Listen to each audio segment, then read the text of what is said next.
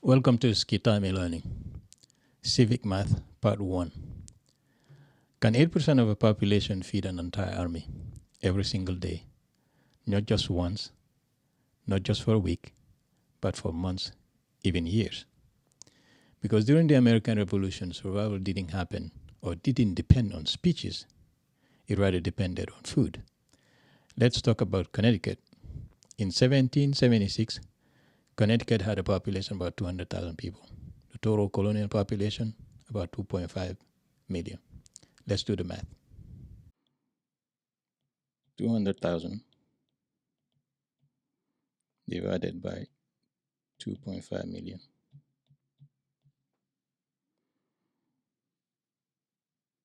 That's about 0.08. That's 8%. Only 8% of the population. Not the largest colony, not the political center. So why does Connecticut matter? Because Connecticut became the provision state. Provision state. What that means? Produce crops, and crops consisted of wheat, corn, and oats. From wheat, they made bread. From corn, they made meals. And from oats, they fed the animals.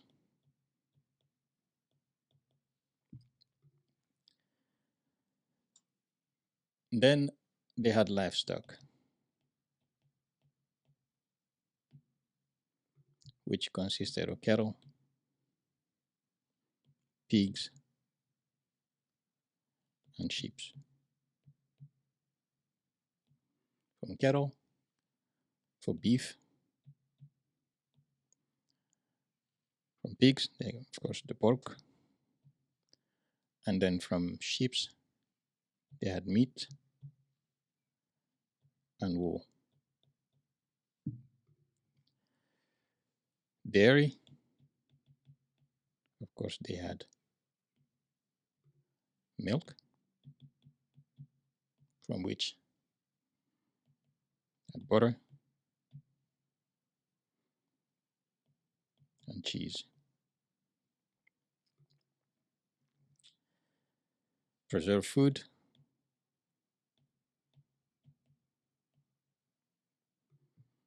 they had salted meat,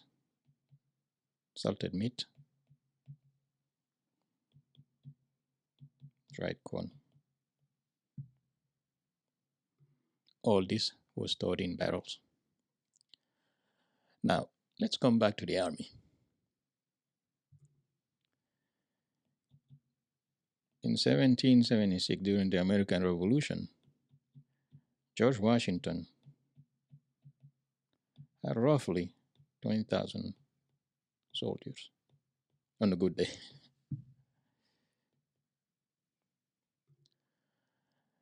It was estimated that a soldier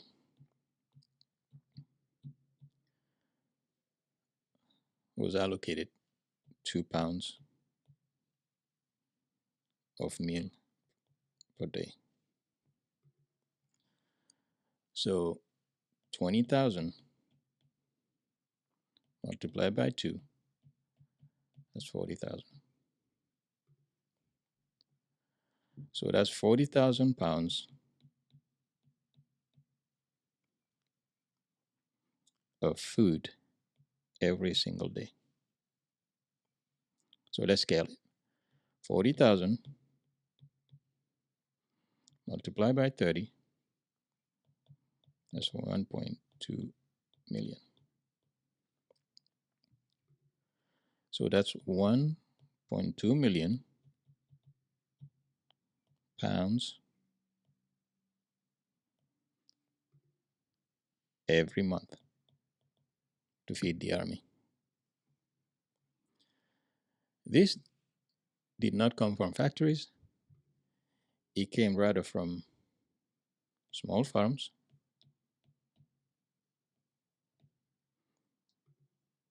family labor,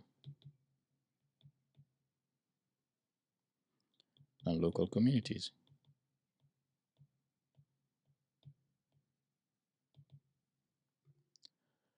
Now, let's map out the supply chain. So, from farms, it went for collection, then to storage, and to transport. From transport, it went, of course, back to the communities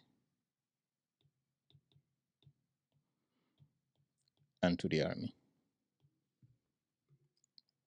Now, how did it work? Okay.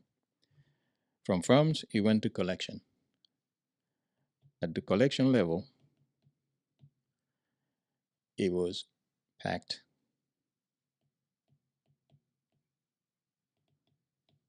into barrels.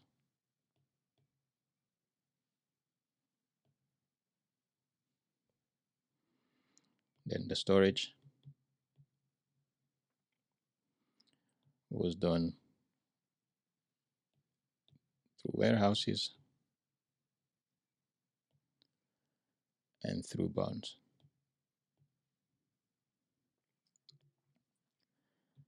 And then at the transport level, this was done either by horse drawn wagons and through ox carts. Now let's do the transport math. In 1776, one wagon could carry about 2,000 pounds. 40,000 divided by 2,000, we're looking at about 20. So that's about 20 wagons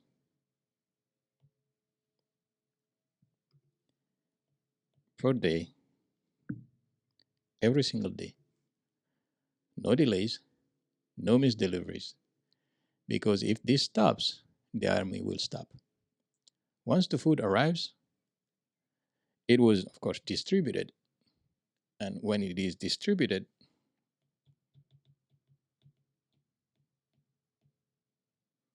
okay, it was cooked and then rationed. A typical meal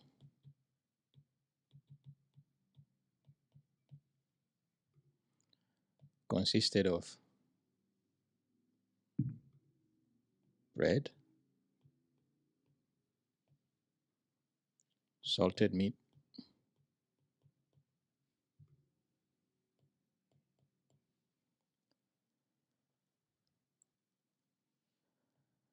and sometimes cheese.